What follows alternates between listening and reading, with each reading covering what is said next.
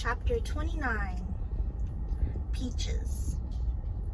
Mark and I arrived at the Opera House on Queen Street, East early.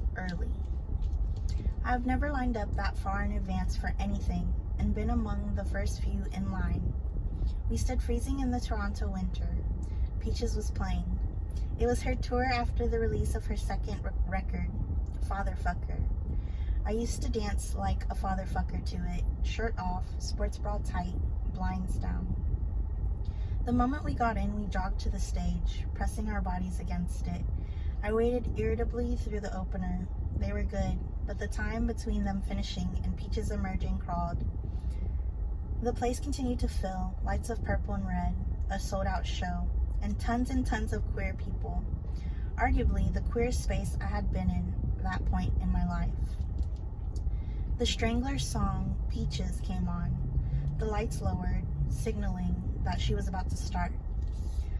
Walking on the beaches, looking at the peaches.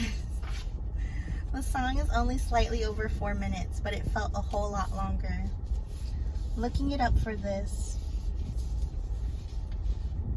I'd anticipated at least 7. It ended, finally, and Peaches came out, ferocious, confident, sexy, fearless. Barely clad in tight pink underwear and a black bra. There were dildos swinging, protruding out of the backup dancers' crotches as Shake Your Dicks began. Spicy, gyrating queerness all around. Girls and boys, they want it all. Lay back and make that call. You need that flip, yeah, really quick, and keep it so slow, it's sick. You gotta shake your dicks and your tits. I'll be me and you be you. Shake your dicks and shake your tits and let me be you too. Sweat, smoke machines, cocks and tits. The show excelled, but more than halfway through. Peach's face narrowed, bending over partially, a soft sway, as if she might lose her balance. A concern fell over the crowd. She leaned forward, resting her hands on her knees. Head down, she began to dry heave. The music stopped, stumbling to the end of the stage. She projectile vomited blood, spewing it all over the audience. Music back on, everyone screamed. I had fake blood all over me. My hands in the air, Peaches grabbed my elbow and ran her hand up to my wrist, smearing the red along my arm. She was radically herself in a way that not many people are, or at least not many people in life had been. Being as shy as I was at the time, I was in awe of her ability to be so raw and bare. She was unapologetically sexual, bold, and aggressive. Her work instilled with moments of beautiful vulnerability. I only wished to be that confident and liberated, to lose the dread that held me back. Electrified, Mark and I skipped the streetcar and walked west along Queen, the 5.2 kilometers home. The blood on my forearm glinted underneath the streetlights. We stared at it, relishing the artifact as we bounced down the sidewalk. She was still with us. That show was still with us. The queerest thing I had ever seen, that possible world. I did not want to lose that. I would cherish the relic. I showered with my arms sticking out of the side of the curtain. It was winter, and I would be wearing long sleeves anyway. I kept it for almost 2 weeks. For a 16-year-old trans kid, she offered something that I could not find elsewhere. A voice that said, fuck shame, fuck gender stereotypes, fuck not embracing your desires, and fuck not owning yourself. Altered by the concert, it wasn't just the fake blood I took home, but also a sense of discovery. I'd been in a new dimension. I'd been in a new dimension.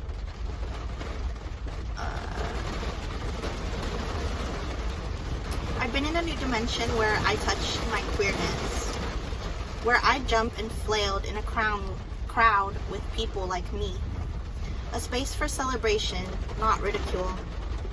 I remember walking out the doors after the concert ended, and a woman with a half-shaved head asking us, "How old are you guys?" 16 and 15, we said, hyper and exhilarated. "Right on," she exclaimed, seeming so proud and happy, like all was right in the world. Taking a deep breath, exhaling down to my toes, I wanted to hold on to the feeling, to pocket the joy, the fleeting moments of self-love.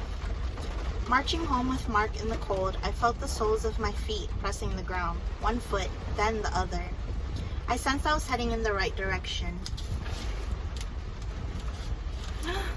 That's it! Oh my gosh! It ended with Peach's concert. Wow.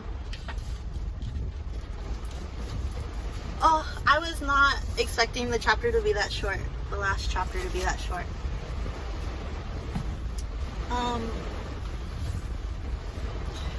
It's raining right now. I am parked in front of a Starbucks parking lot in downtown Houston. This has been over a year-long journey. Thank you so much for everybody who's been tuning in and listening to Pageboy. Like I've said multiple times in my bio, in my description, thank you to Elliot Page for sharing their story. Like, I'm just reading this. This isn't my story. This is their story. But I'm doing this for people that don't have access to buy the book themselves, or just people that are on YouTube and can stream it and share it with your friends if you want.